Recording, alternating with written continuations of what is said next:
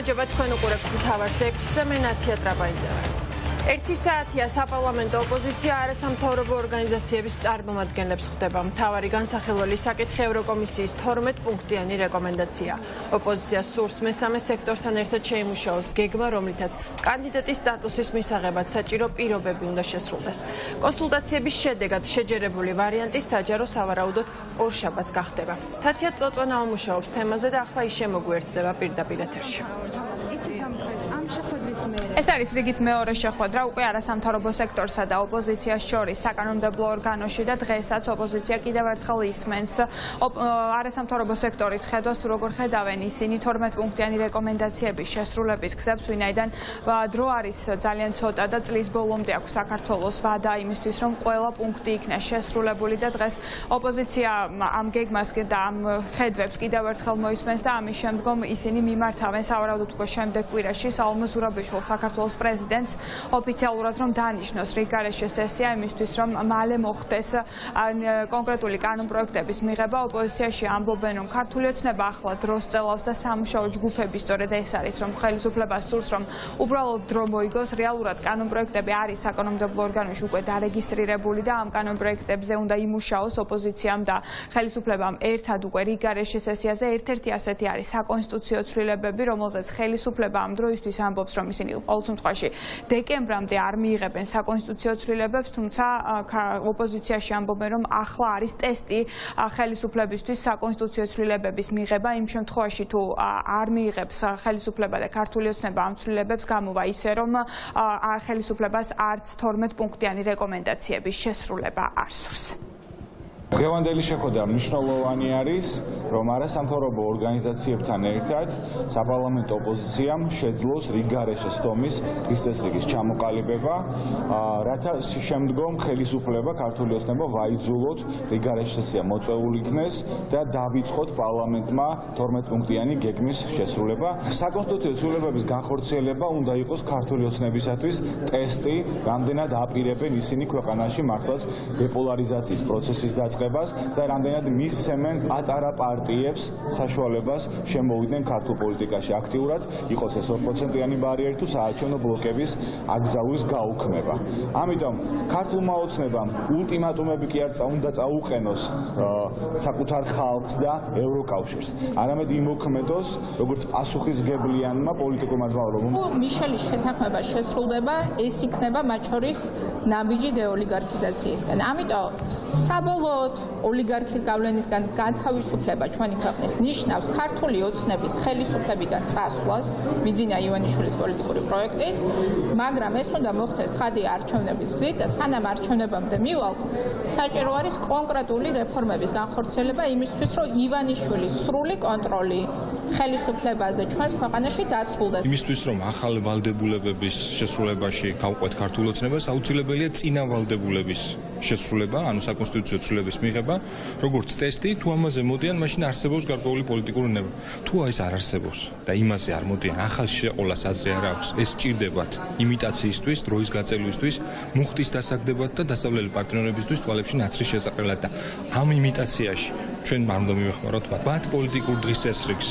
არ ავყვეთ, ჩვენ შევქონათ ჩვენი პოლიტიკური დღის წესრიგი, ქუჩის პროტესტი, სანქციები, საპარლამენტო საქმიანობა, უკვე ჩვენი დღის წესრიგი. ხელისუფლება გვთავაზობს სამუშაო ჯგუფებში ყოველგვარი, ასე ვთქვათ, იმ არსებული კანონპროექტების, იმ კომენტარების, იმ კრიტიკის გათვალისწინების გარეშე და გვთავაზობს სექტემბრიდან მუშაობის დაწყებას, მიუხედავად იმისა, რომ გაწერილია გეგმა და ჩვენ არაერთხელ გქონია გამოცდილება, როდესაც ხელისუფლება მოგვატყუა. ამიტომ არასამთავრობო ორგანიზაციებსაც გააჩნიათ ეს წუხილი, რომ შეიძლება ხელისუფლება მოგვატყუოს, ჩვენ დარწმუნებული ვართ, რომ მოგვატყუოს. ამიტომ ვთვლით, რომ კოორდინირებული მუშაობა არასამთავრობო ორგანიზაციებთან მხოლოდ წაადგება ამ პროცესს. უკვე 1 საათია ეს შეხვედრა დაწყებულია და არასამთავრობო სექტორის წარმომადგენლებს, რომლებიც დღეს ამ შეხვედრაზე იმყოფებიან, ბუნებრივია ყველას თავისი ხედვა აქვს ამ რეფორმების გატარებასთან დაკავშირებით, თუმცა დღევანდელი სხდომა იქნება სავარაუდოდ იმ გეგმის გარშემო, რომელიც უკვე წარადგინა არასამთავრობო ორგანიზაციებმა რამდენიმე დღის წინ და 22 არასამთავრობო ორგანიზაცია აწერს ხელს იმ საერთო გეგმას, რომელიც უკვე გასაჯაროვებულია და შესაბამისად იქ წერია კონკრეტული რეფორმები პროცედურები, რომელიც მიიყვანს ქვეყანას კანდიდატის სტატუსის მიღებამდე. ძირითადად საუბარი არის იქ შარლ მიშელის დოკუმენტში გათვალისწინებულ რეფორმებზე, ვინაიდან არასამთავრობო სექტორში ფიქრობენ, რომ ეს რეფორმები იქნება ქვეყნისთვის ევროპული მომავლისთვის მნიშვნელოვანი.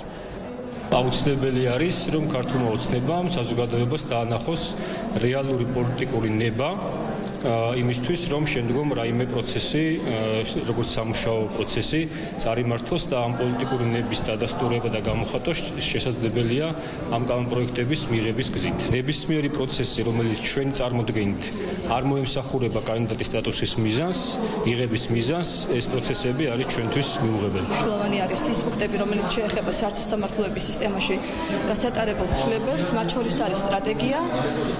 მეც მაინტერესებს მათ შორის პარლამენტის წევრების მხრიდან როგორ ხედავენ სტრატეგიაზე მუშაობის პროცესს, იმიტომ რომ სასამართლო სისტემას უკვე აქვს სტრატეგია, რომელიც არ სრულდება, ხომ არ ფიქრობენ მის გადახედვას, ან ახლის შემუშავებას, ეს ყველაფერი ჩემთვისაც საინტერესოა. სამოქალაქო ორგანიზაციებმა წარმოადგენთ 12 პუნქტიანი გეგმა და ცხადია ყველა პოლიტიკურ სუბიექტს, როგორც მმართველი პოლიტიკური გუნდის ისე ოპოზიციას ბრძავთ, რომ ვესაუბროთ ამ პუნქტებზე, მათ შინაარსზე და ჩვენეულ ხედვაზე, როგორ შეიძლება ისინი განხორციელდეს. ცხადია, იმ პირობებში, როდესაც ძალიან ცოტა დრო გვაქვს ახალ წლამდე, გონივრულად მიგვაჩნია ჩვენს რიგარეში სესიის მოწვევა და სწორი იქნება ნამდვილად თუ კი პარლამენტი არ დაელოდება საშემოდგომო სესიას და უფრო ადრე დაიწყებს ამ რეკომენდაციებთან დაკავშირებული კანონპროექტებზე მუშაობას და მათ ხარდაჭერას. თუ როგორი იქნება რიგარეშე სესიის დღის წესრიგი, ამას ჩვენ გავიგებთ სავარაუდოდ უკვე ორშაბათს, როდესაც ოპოზიცია არასამთავრობო სექტორთან შეთანხმებით კონკრეტულ გეგმას წარმოადგენს, როგორ უნდა შესრულდეს 12 პუნქტიანი რეკომენდაციები დეკემბრის ბოლომდე. მადლობა თათია, პირდაპირ ეთერში თათია წოწონავა საუბრობდა. ეს დემონსტრაციები ისევე როგორც სხვები უშედეგოდ დასრულდა. ასე უპასუხა პრემიერმა ღარიბაშვილმა უცხოელი ჟურნალისტის შეკითხვას თბილისში გამართულ საპროტესტო აქციებთან დაკავშირებით. საქმე საერთო სახალხო მოძრაობის ორგანიზებულ აქციებს ეხებოდა, რომლის მოთხოვნაც ირაკლი ღარიბაშვილის და მისი მთავრობის გადადგომა იყო. ავსტრიის კანცლერთან შეხვედრის შემდეგ გამართულ ერთობლივ ბრიფინგზე ირაკლი ღარიბაშვილმა ოცნების დამსახურებებზეც ისაუბრა და თქვა, რომ 10 წლის წინ მათ ავტორიტეტული და დიქტატორული რეჟიმი ჩაიბარეს. ახლა კი საქართველოს რეგიონში დემოკრატიული განვითარების მაგალითია. ევროკავშირმა გააკრიტიკა ოპოზიციის პარტიებთან მოპყრობა და ერთ-ერთ მომენტად დაფიქსირებულია, რომ არ ხდება ადამიანის უფლებების დაცვა. მზად ხარ თქვენ თუ არა კომპრომისზე წასასვლელად, მზად ხარ თუ არა გარკვეულ კომპრომისზე წახვიდეთ ოპოზიციურ პარტიებთან. საქართველოში დემონსტრაციები მიმდინარეობს, ამ დემონსტრაციაზე ითხოვენ მათ შორის თქვენი მთავრობის გადადგომას, გარდამავალი მთავრობის დანიშვნას და მეორე კითხვა და რამდენად მნიშვნელოვნად აფასებთ რისკს, რამდენად მაღალია რისკი, რომ რუსეთი უკრაინის შემდეგ საქართველოსაც შეიძლება დაესხას თავს. მე მინდა კითხვის ავტორს უთხრა, რომ ჩვენ ვიწევთ მას საქართველოში, თქვენ ალბათ არ ყოფილიყავთ თბილისში და არ იცით თუ რა ხდება რეალურად საქართველოში. ჩვენ სიტუაცია დრამატულად შევცვალეთ ბოლო 10 წლის განმავლობაში. ჩვენ რეალურად ჩავიბარეთ ავტორიტარული დიქტატორული რეჟიმი და დღეს საქართველოს გახდა ერთ-ერთი თვალსაჩინო მაგალითი დემოკრატიის. არა მხოლოდ რეგიონში, არამედ შეიძლება ითქვას სამაყად, თამამად, რომ ჩვენ ვართ მართლაც გამორჩეული ქვეყანა არა მხოლოდ აღმოსავლეთ პარტნიორობის ქვეყნებში, არამედ ასოცირებულ ტრიოს პარკებში და ძალიან ბევრი ევროპული ქვეყნის მიმართაც ჩვენ გვაქვს მართლაც შთამბეჭდავი პროგრესი. რაც შეეხება თქვენს მეორე კითხვას, რომ თითქოს დემონსტრაციები იმართება, დემონსტრაციების გამართვა ყველა ნებისმიერი დემოკრატიისთვის არის დამახასიათებელი. ყველა ქვეყანაში იმართება დემონსტრაციები, მაგრამ მინდა გითხრათ, რომ ეს დემონსტრაციები, ისე როგორც სხვა დემონსტრაციები, დასრულდა უშედეგოდ. მთავრობა არის სტაბილური, მყარი, ძლიერი და ჩვენ ვაგრძელებთ ჩვენი ქვეყნის წინსვლას. რუსეთი საქართველოსთვის შესაძლოა მთავარი ნავთობიმპორტიორი გახდეს. კომპანია ვისოლის პრეზიდენტი ადასტურებს, რომ ისინი ოკუპანტ ქვეყანასთან საწვავის მიწოდებაზე მოლაპარაკებებს აწარმოებენ. მანამდე სოსოფ ხაკაძე ამბობდა, რომ ცდილობდნენ ეპოვათ ისეთი წყარო, რომელიც უფრო იაფი იქნება ვიდრე ევროპული საწვავი. როგორც ჩანს, ალტერნატიული ბაზრის მოძიება ვისოლმა მხოლოდ რუსეთში შეძლო. ექსპერტები დარწმუნებულები არიან, რომ უახლოეს მომავალში საქართველო რუსულ ნავთობზე სრულად დამოკიდებული გახდება. ჩვენ ვცდილობთ დღემდე და არ ვიცი ხო გვინდა რომ ვიპოვოთ ისეთი წყარო საწვავის რომელიც უფრო იაფი იქნება ვიდრე ის ევროპული საწვავი რომელიც დღემდე შემოგვაქვს. მუშაობ დაახლოებით 7-8 ქვეყანასთან და სადაც ნახავთ ყველაზე იაფ საწვავს იქიდან შემოვიტანთ. ეს არის აქსიომატური ჭეშმარიტება ბიზნესის. არა მარტო რუსეთთან. ჩვენ ვართ ბიზნესმენები და ნებისმიერ ქვეყანასთან ვაწარმოებთ მოლაპარაკება, სადაც იქნება ყველაზე იაფი საწვავი, თუ ნებისმიერი სერვისი თუ პროდუქტი იქიდან შემოვიდა. ეს არ არის საწვავზე საუბარი. ევროპის 4 ქვეყანას და ბულგარეთი, საბერძნეთი, ხა არის ცოტა ხარ ქვეყნები, საფრანგეთი, რამდენი შეკითხვას გინდა იმდენი დამისვით და ყოველთვის ბიზნესი ოპერირებს რას. რაც შეიძლება დაბალი იყოს ხარჯები ეს ძალიან მარტივად გასაგებია და მოიგოს უფრო მეტი მოგება. ის რომ რუსული საწვავი არის იაფი სინამდვილეში ტყუილია და იტყუება ქვეყნის პრემიერ-მინისტრი ირაკლი ღარიბაშვილის და იტყუება ამ შემთხვევაში სოსო ფხაკაძეს, მათ სურთ უბრალოდ ხელი შეუწყონ რუსული სანქცირებული ნავთობპროდუქტების გასაღებას საქართველოში. ის რომ მათი ეს განცხადებები ფასთან მიმართებაში ტყუილია, ამას სტატისტიკაც ადასტურებს. ერთის მხრივ ბოლო თვეში პირველ ადგილზე გადავიდა რუსეთიდან შემოტანილი ნავთობპროდუქტები, ან პირველი იმპორტიორი რუსეთი გახდა, თუმცა ფასი ნაცვლად იმისა რომ შემცირებულიყო თუ ეს იაფი საწვავია გაიზარდა. ძალიან ძვირი დაუჯდება ეს ქვეყნის პრემიერ-მინისტრს და ძალიან ძვირი დაუჯდება იმ კერძო სექტორის წარმომადგენლებსაც, რომლებიც მიიღებენ მონაწილეობას ამ ორკესტრირებულ კამპანიაში, რომელსაც ქვია რუსული ნავთობპროდუქტების სანქცირებული ნავთობპროდუქტების გასაღება საქართველოში. მორიგი თავდასხმა დამოუკიდებელი მედიის ჟურნალისტებზე ცოტა ხნის წინ კლინიკა ვივამედში 10-მდე პირმა მედიის წარმომადგენლებს სიტყვიერი შეურაცხყოფა მიაყენა. ინციდენტს საპატრულო პოლიციის ეკიპაჟით შეესწრო. ფაქტი დაფიქსირებულია სამხრე კამერებითაც.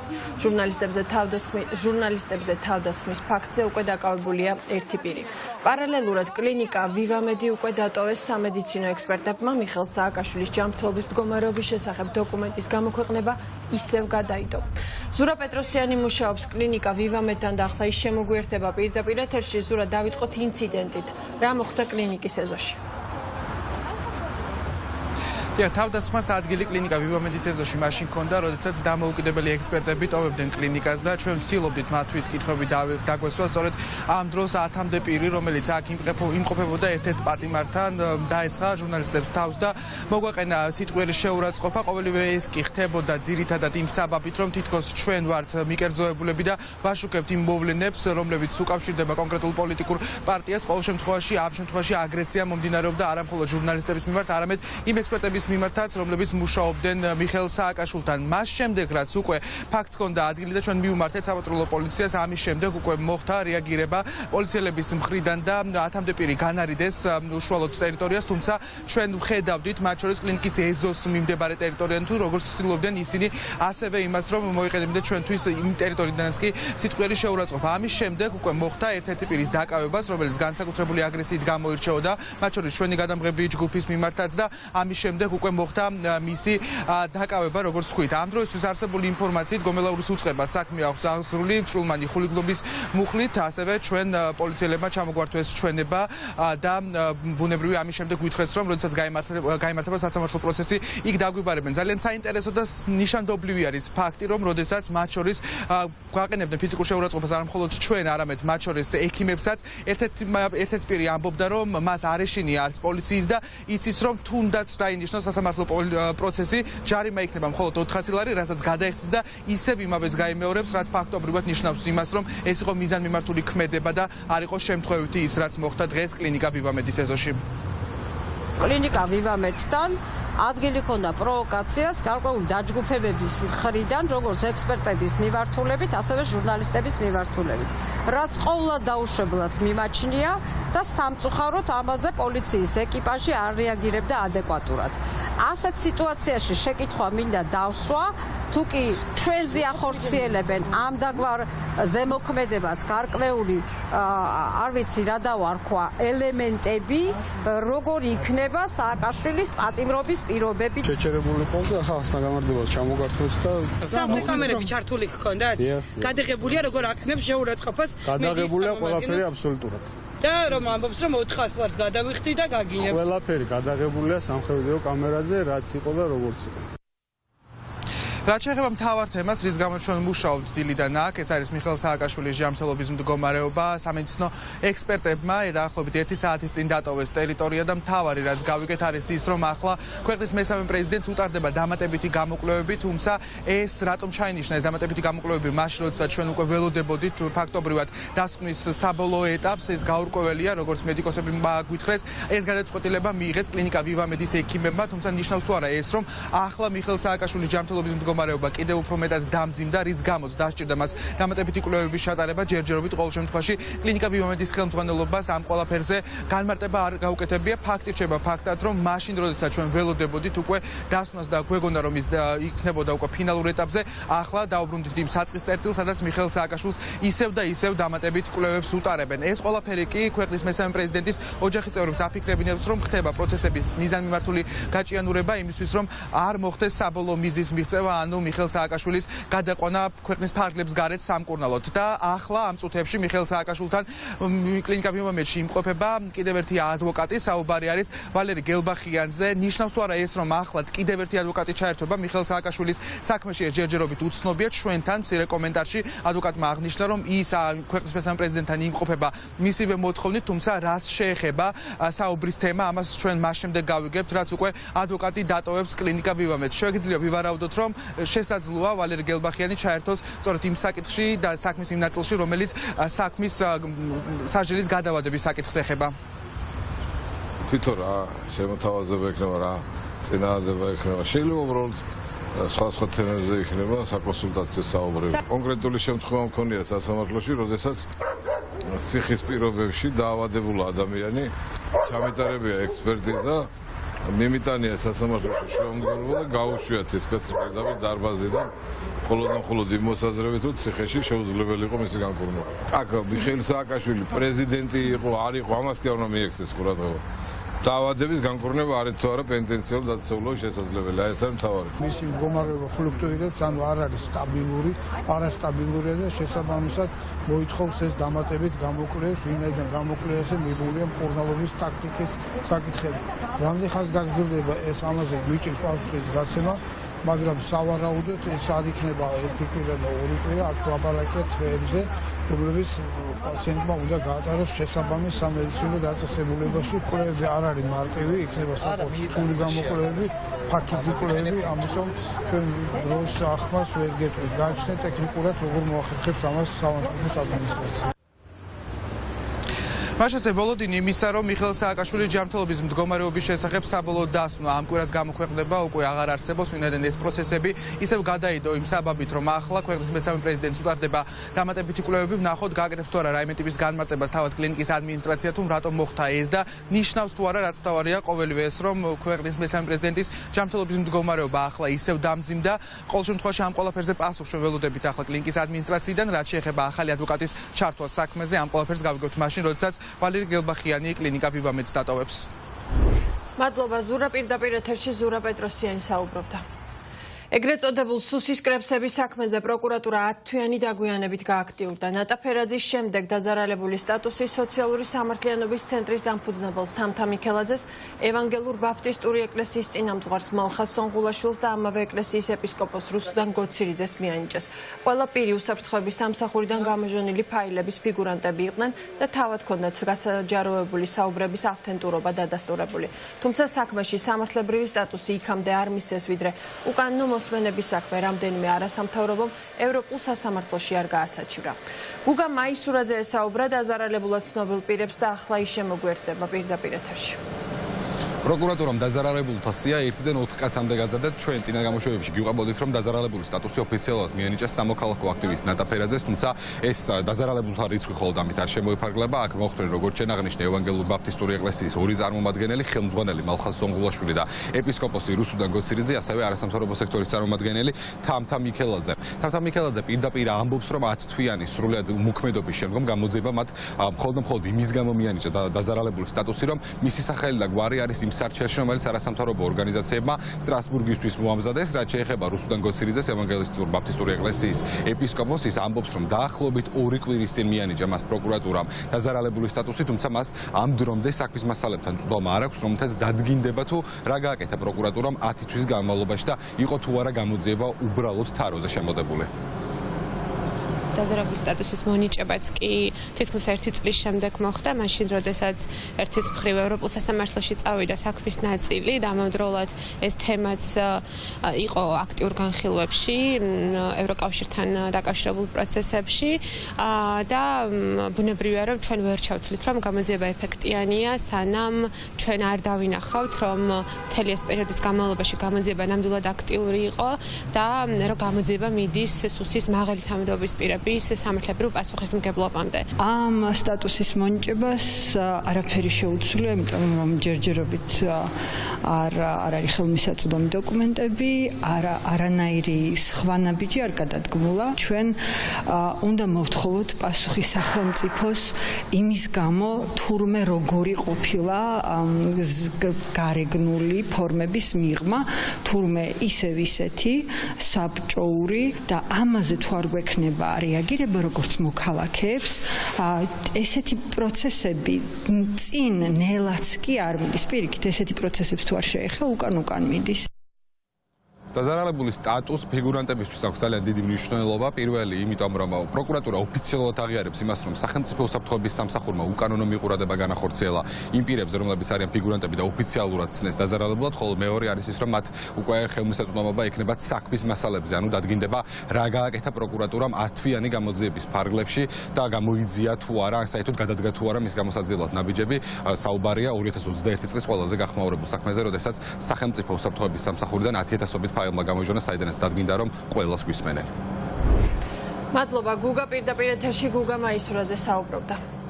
სახელისუფლებო გუნდის კიდევ ერთი ყოფილი დეპუტატის ღია გზავნილი. დიმიტრი ხუნდაძე აცხადებს, რომ ქვეყანა დასავლეთიდან და რუსეთიდან ორმხრივი ზეწოლის ქვეშაა და შეერთებული შტატების ელს მოუწოდებს გაემიჯნოს დესტრუქციას.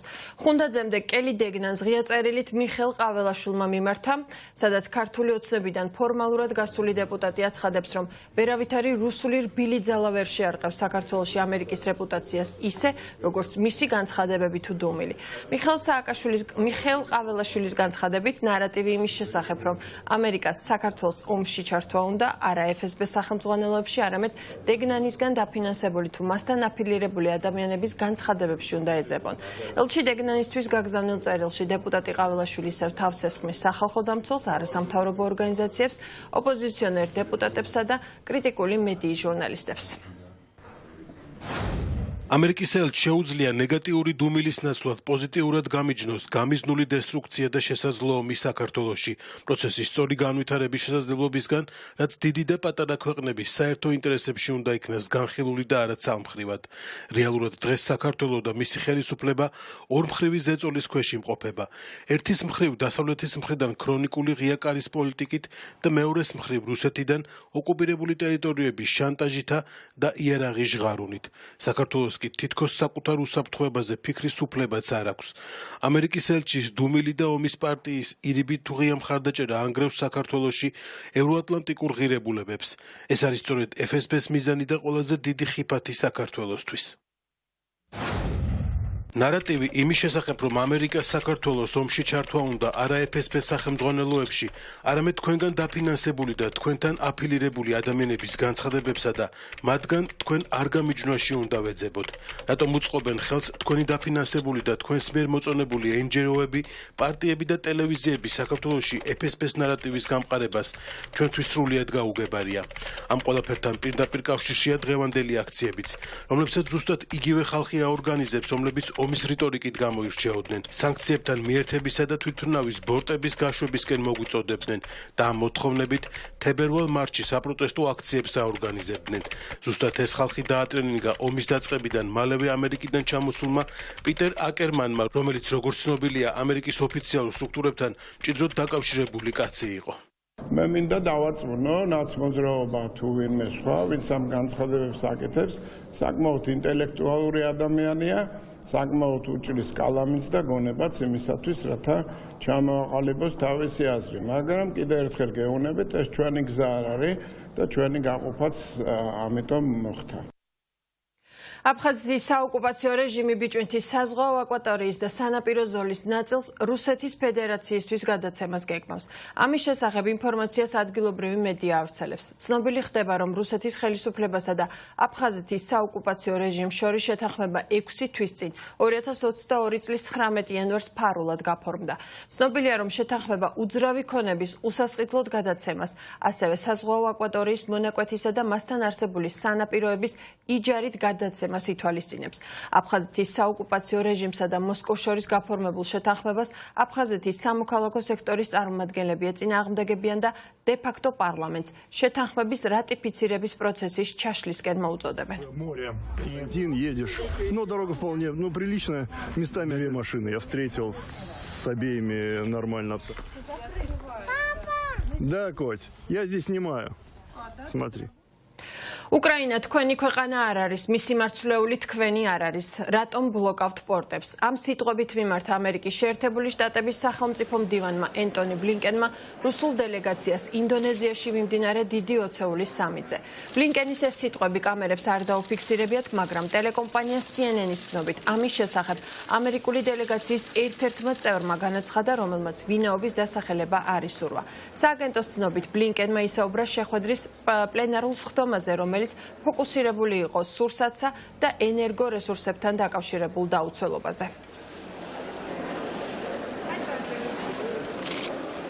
კანადამ რუსეთის პატრიარქ კირილს და კრემლისტური მედიის წარმომადგენლებს სანქციები დაუწესა. ამის შესახებ ჯასტინ ტრუდოს მთავრობის ოფიციალურ განცხადებაში აღნიშნული.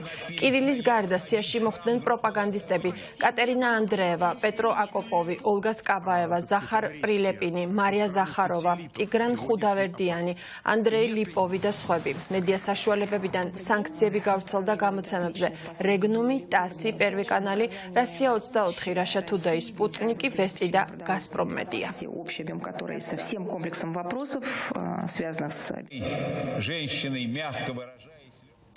რუსეთის საგარეო საქმეთა მინისტრმა ინდონეზია ვადაზე ადრე დატოვა, მას შემდეგ რაც დიდი შვიდეულის წევრი ქვეყნების ლიდერებმა სერგეი ლავროვთან ერთად ვახშამზე უარი განაცხადეს. ამის შესახებ ინდონეზიის საგარეო საქმეთა მინისტრმა რეტნო მარსუდიმ განაცხადა.